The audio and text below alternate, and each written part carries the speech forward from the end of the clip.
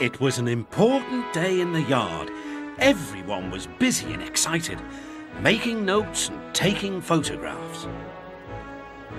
A special visitor had arrived and was now the centre of attention. "Who's that?" whispered Thomas to Duck. "That," said Duck proudly, "is a celebrity." "Oh, what?" asked Percy. "A celebrity is a very famous engine," replied Duck. "Driver says we can talk to him soon." "Oh," said Thomas, "he's probably too famous to even notice us." Just then, Gordon arrived. "Pah," said Gordon. "Who cares? A lot of fuss about nothing, if you ask me." And he steamed away. Later that night, the engines found that the visitor wasn't conceited at all. He enjoyed talking to the other engines till long after the stars came out. He left early next morning. "Good riddance," Gordon grumbled, chattering all night. "Who is he, anyway?" "Duck told you," said Thomas. "He's famous." "As famous as me?" huffed Gordon. "Nonsense."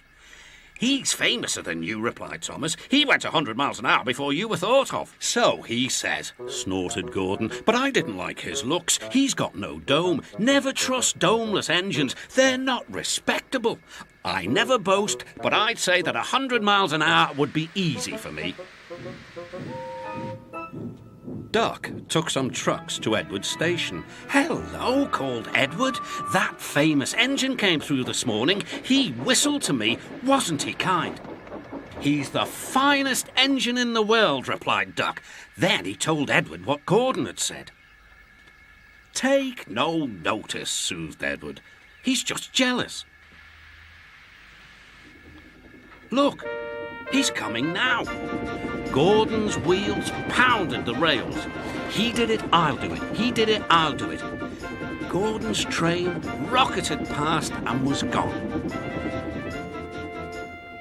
"He'll knock himself to bits," chuckled Duck.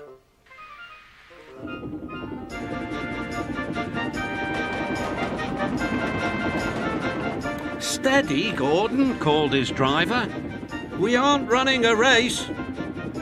"We are, then," said Gordon, but he said it to himself. Suddenly, Gordon began to feel a little strange. "The top of my boiler seems funny," he thought. "It feels as if something is loose. I'd better go slower." But it was too late. On the viaduct, they met the wind. It was a teasing wind which blew suddenly in hard puffs. Gordon thought it wanted to push him off the bridge. "No, you don't," he said firmly. But the wind had other ideas. It curled around his boiler, crept under his loose dome, and lifted it off and away into the valley below.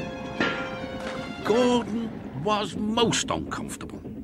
The cold wind was whistling through the hole where his dome should be, and he felt silly without it.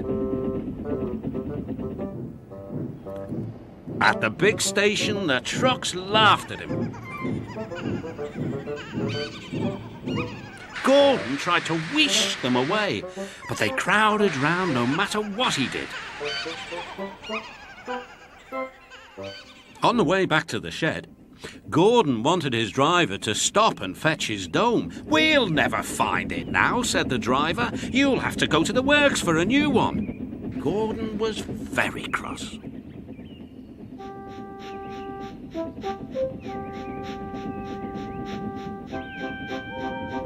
"I hope the shed is empty tonight," he huffed to himself. But all the engines were there waiting.